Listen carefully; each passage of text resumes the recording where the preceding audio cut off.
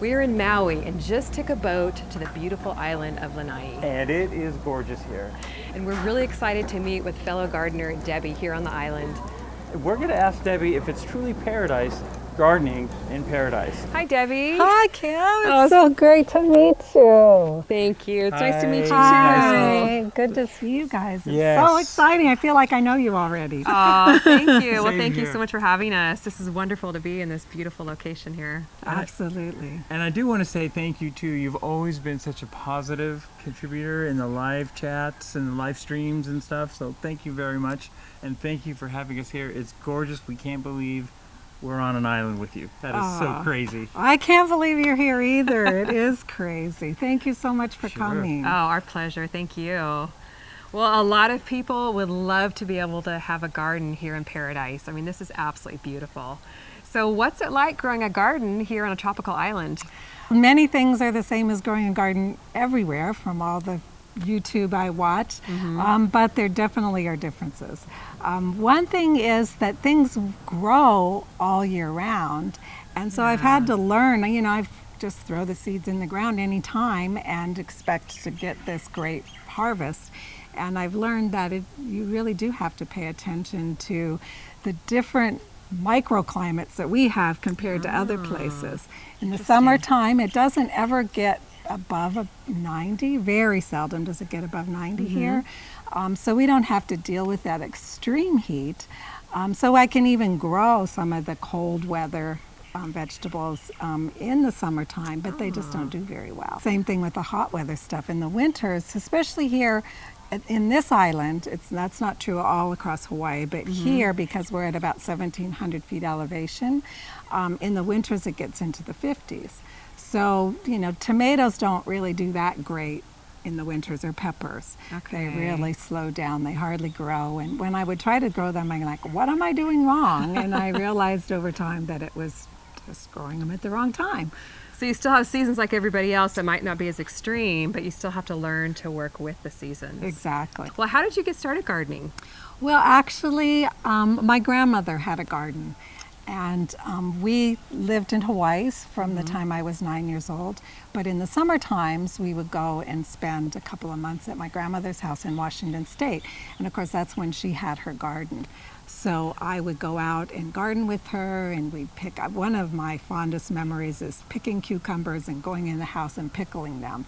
So that kind of set the stage for being interested in gardening.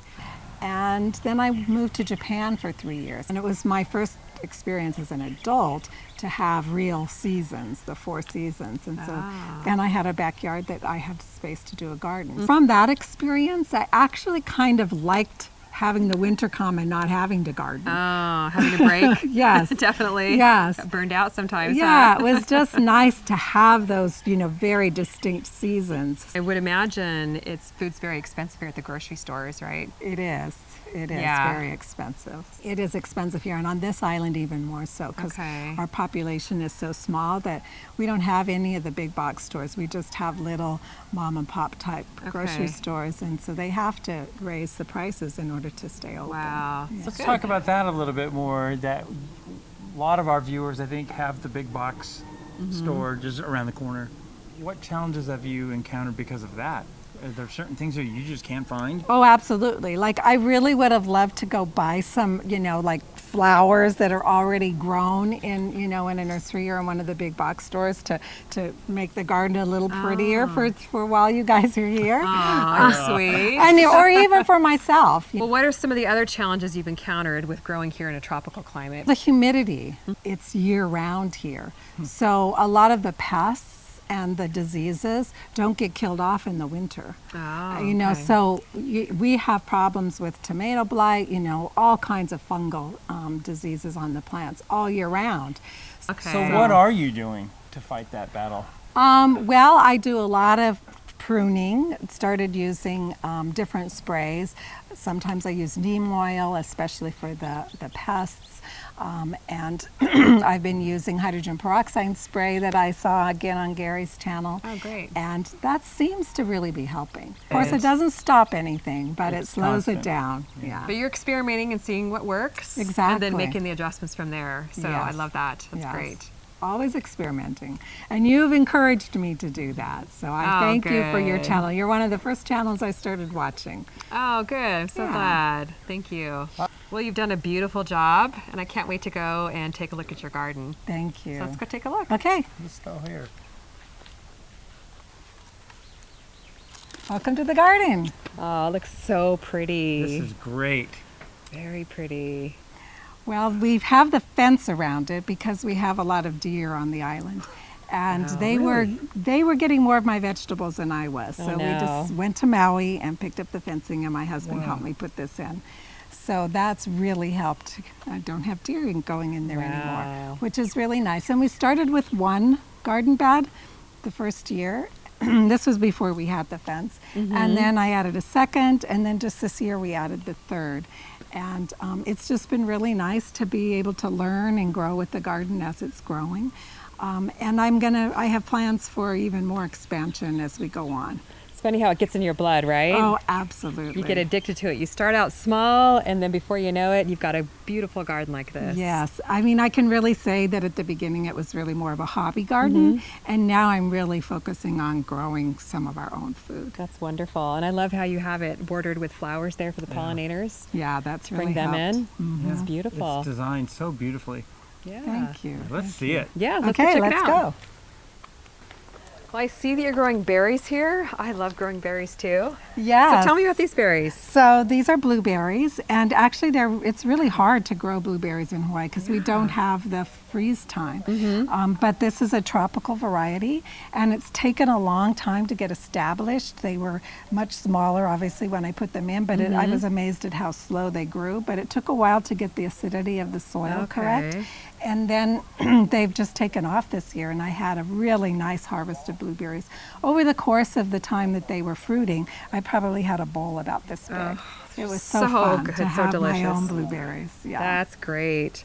And it's pretty neat how you tried some things that didn't work at first, and then you made the adjustment, and look at it now. Yeah. Beautiful. It's really turned out nice. I'm loving that. So here's the tomato bed. Oh, they look beautiful. You're making really good use of your space by growing them up. Yes. And your plants look really healthy, actually. Well, like I said, Really it takes a nice. lot of pruning. And then I think the hydrogen peroxide spray really helps hold it back. Yeah. So that it's getting some, but they're starting to not produce as much. So I was really encouraged by your last video about how sometimes you need to just tear out the plants that aren't producing. So I'm Yes. getting ready to do that, and I've put some small plants in the garden so that they'll start to grow as I pull these others out. That's great. I love that. So basically, when you pull these out, these are already in place. So hopefully you don't miss too much of harvest time. Yes, Great hopefully. idea. Now, why don't you tell me a little bit about what you're doing here, this string trellis system? That looks really, really interesting and very simple too. Yeah. So I built this out of wood and then just tied the strings at the top, and then on the bottom there's the landscape stakes that I tied the string to on the bottom, and then just hold them up with these little clips that I got on Amazon. Wow, you can't go wrong. Super Yeah. simple, very inexpensive. I think that would be really easy Yeah, for anyone it's to working do. pretty well. What I really like is the use of vertical space, how it opens up. You can see through the raised planter bed. You've done a great job in the design Yeah. here. Thank you. Well, you have to, again, and lots of this I learned on YouTube, that you have to keep the air circulation That too. in order to minimize the fungal growths. And then on the other side, I had the standard tomato cages and just put up the tall poles to tie them up to. And this year, I started out doing just a single stem and pruning. As they got taller, they started getting too hard to cut off the suckers. And I know that they're going to have to be, taken out soon anyway, so I just let them grow. You're also doing something really interesting because you're pruning and leaving so much of the bottom clear. You're able to maximize your garden space. So you've got your beautiful mustard greens and your greens growing underneath it, which provide a little bit of shade too for those plants. Yeah, that's worked out really well. I didn't realize how good it was going to work out. Now I saw some really nice looking peppers over here, so let's go take a look at those. Okay. Now, Debbie, you're growing one of my very favorite peppers, and it's the Jimmy Nardello. And honestly, I have never seen them this long and this beautiful looking before. Oh my goodness. They love this spot. So Yeah, they what's do. the secret? I don't know that there is a tropical air? secret except that they are in the sun. It's one of the areas that gets a lot of sun. When I first established the garden beds, I use a lot of different materials that I can find to make compost. And then I try to fill them as much as I can, but as I replant each individual plant, I have worm castings. I have my own worm farm. And so I put some worm castings and fertilizer and some of that mineral dust kind of okay, yes. in each hole. Oh, how in the world do you get soil to fill your garden beds here? Well, that is definitely one of the challenges. I recently went to Oahu and bought some soil at Lowe's and had it shipped over here. There's two different ways to get things shipped to the island. One is from on a barge, and the other is an aircraft that ships. Oh my goodness. And I had found, generally speaking, that if you weren't doing a big shipment, it was cheaper, or at least about the same cost, to do it on the airplane. But I found out that because the soil was so heavy, it cost me, I had like 8 3-cubic-foot bags of soil, and it cost me over $200 to get it here. Wow, oh my goodness. More than the soil. So you really have had to overcome a lot of challenges Yes. because you're committed to growing your Yes. vegetables. Since I've learned that lesson, I really am trying to beef up the amount of compost that I'm making. But another challenge is we don't have fall here. So we don't have the trees that have all the leaves that fall off in the fall. So it's hard to find the browns to put in the compost pile. Okay. So I do go and we take some wood chips and we have a little chipper, so I chip some of those up a little bit more. So to make that, I've used coconut husks, and I've literally torn the husks apart to give some browns to put into the compost. So it's been a challenge, but you always find ways to make it work. You've had to get really creative. So I think that's amazing. I'm very impressed by that. So this is my husband's pride and joy. He's actually the one who grows these. This is a vanilla plant. Oh my goodness. It's of the orchid family, but it's a vining orchid, and each flower that comes out has to be hand pollinated. And I understand that that's across the world. The pollinators that used to pollinate them are extinct now.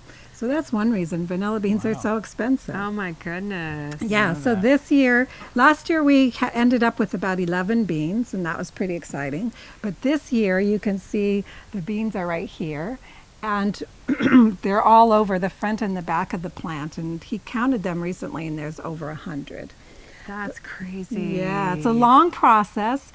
Once they flower and the beans and get pollinated and the beans start to grow, it takes about 6 months for them to mature on the plant, and then you have to mature them afterwards, which we're still learning. We're watching YouTube to learn how to do that, and we're going to go visit a vanilla farm on the Big Island of Hawaii to learn more about it. Yeah. Been dedicated to get out here and hand pollinate those beans. Yeah, we couldn't travel because he didn't know if he had flower, because they only open for one day. So you have to catch them on that day that they're open, or they won't get pollinated. And it's an intricate little process. We learned it on YouTube, but when you have to take a toothpick and open up one part of the flower and bend over another part of the flower to get it to pollinate. Wow. How fun to see all this tropical fruit growing here in Hawaii. And this looks like a really special tree. It is. It's one of my favorite things that I'm growing right now, just because it's producing so well this year. I'm really excited about it. It's dragon fruit. And as you can tell, this is actually a cactus. And it's also sometimes, it's of the same family as night blooming cereus. I don't know if people have probably heard of that. Huh. So it blooms in the middle of the night. And I actually you don't have to hand pollinate them, but there's not a lot of pollinators out at night. Mm-hmm. So I usually try to see when the flowers are going to be opening, and I come out at night and take a little brush and pollinate them, which is, I think, Wow. why they've gotten so big. I've seen others, and I've had others that have grown on here that were a lot smaller, that obviously got pollinated some, but they didn't get pollinated as well, so they didn't grow as big. Now, were you saying that this one is ready to harvest? It is. Oh my and I wanted to goodness. harvest it for you guys. Oh, that is so sweet. We would love that. Thank you so much. Okay, let me How do you know when see. it's ready? Is it kind of soft? Yeah, it gets a little soft, Okay. and obviously it turns more red. And they go from green. I mean, you can see this one isn't close to ready because it's not as big, but once they get big, they go from green to red in just a few days. Oh, wow. So the other day, actually, I think it was this one that started turning red first. And I thought, oh, good, we'll have one that's ready when Kim and Jerry are here. So, but now there's lots of them, and I think this one is probably going to Oh, be the wow. easiest to How harvest. exciting. Okay, let's go for it. Okay. Takes a little bit. You have to cut them off. They don't twist off. Here we go. Oh That my wasn't too goodness, bad. that is beautiful. Look at this color. That's just incredible. I think we've had one dragon fruit before. So we're Oh. really excited to eat this. There's This'll be different fun. kinds, the varieties, of course. This one is what has white flesh on the inside. Okay, yeah, I can see that. How pretty. Wonderful. Well, thank you so much, You're Debbie. This is a welcome. real treat for us. You're welcome. You know, Kim, similar to your coffee walks, Mm-hmm. I'd love to come out in the morning with my coffee and just have a real quiet time with the Lord. It just brings me so much joy, and I really learn a lot about His Word when I'm Mm-hmm. out here. That's really neat, and I can see why you like to do it. It's so peaceful and so is. beautiful. It's a perfect spot for it. It is. And around the corner here is our strawberry trough. Oh wow! Look at this. My husband found these up in the wilderness. Wow. They used to use them during the cattle ranching days, for the cattle, for troughs to feed the cattle, and they weren't being used anymore. And he brought them down and built this up for me, and I love it because it just makes it so easy, and it's perfect for small things like strawberries and lettuce. And those things I come and harvest really regularly when you know when they're ready for harvest. That's called repurposing, right? Yeah. Absolutely. Especially good that he found it. Yeah, it is, and they're This doing is pretty well. I think I need to fertilize them a little bit more because they are getting, some of them are getting smaller, but a lot of them are really doing nice. What an But- amazing use of space, and you have tons of berries in here. I'm sure they propagate, and you can plant runners. Yeah, it started out with probably 8 plants, and Oh my then it goodness. just kept planting the runners. So again, you have to be resourceful here because you That's can't just bring in right. strawberry That's plants, right. right? And I That's also right. love how you have your drip irrigation hoses strung I through noticed here, that too. which actually really surprised me about Hawaii because I thought Hawaii got more rain, but you're telling me you don't get as much rain here. So Well, you've it's made the not really adjustment. consistent, Uh-huh. and especially on this island, we get a lot of moisture, especially in the mornings. There's actually dew here. On the other islands, there isn't a lot of that, but it's not enough to have the consistent water that you need. So I found it really helps, especially because I like to travel and do things. So when I'm gone, I know that the plants are getting taken care of. The other thing I wanted to point out is, I do worm composting, and I'll just throw the extra like this, that's been eaten by something. I'll just throw that into the bin that I use to feed the worms. And then it ends up in my containers mostly. And these little tiny strawberry plants start to grow all by themselves. Oh my goodness! Yeah, just from the little strawberries that Yeah, are so these are done? actually from seed volunteers. And here we have your compost pile. I love that you're composting too. Yes, and it's a process always, of course, like Yes, composting of is. course. This one is in the process of I've started it, but I need to get more materials to fill it up. And then I'll be incorporating what's in this, which is all of our yard wastes, and moving it into here. Some of it might need to be chopped up smaller, so it'll start composting, and then hopefully by the time I'm ready to start refilling some of the garden beds in the spring, I'll have a full bin of compost. But as you know, it'll start out full and it'll shrink down to about half that I size. can feel the heat. Yeah, that's Yeah, great just lifting the though. plastic. You're Yeah. making good use out of whatever you take from the garden, and you're putting it right back into the garden. Yes, exactly, wonderful. exactly. Debbie, what would you say to someone who's kind of on the fence about growing their own vegetables, about getting into gardening, or even someone who just says, you know what, gardening just hasn't worked for me?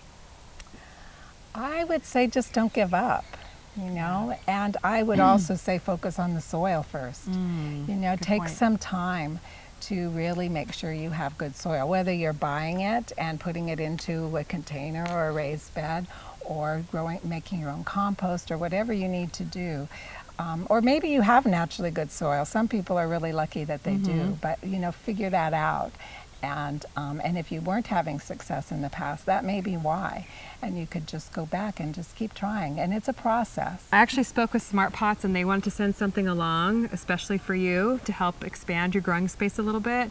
And I know you mentioned to us how it's really hard to get supplies here.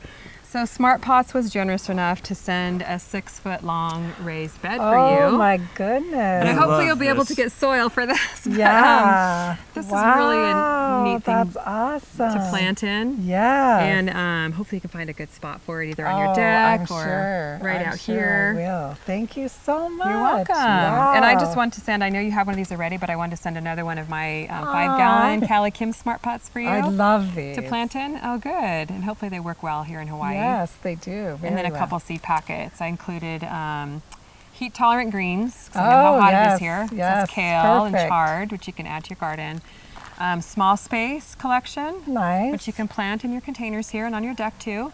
And then the late summer garden has some squash, the tiny Tim tomatoes, and a couple different perfect. vegetables that hopefully will grow really well here too. Oh, that's so sweet of you. You didn't need to do that. I really loved using Smart Pots. I have several of them up on my we deck. believe in them. Yeah. good. Yeah, they work really well. Yeah. Good. Well, that's awesome. Well, we're really appreciative of you having us here and taking the day to spend the time with us and show us around your garden. It's been so much fun. Oh, it's been fun having you. It really has. Hope you guys enjoyed us here on the beautiful tropical island of Lanai here in Debbie's garden. Thanks so much for watching. We'll see you on the next video. See ya. Bye-bye, everybody.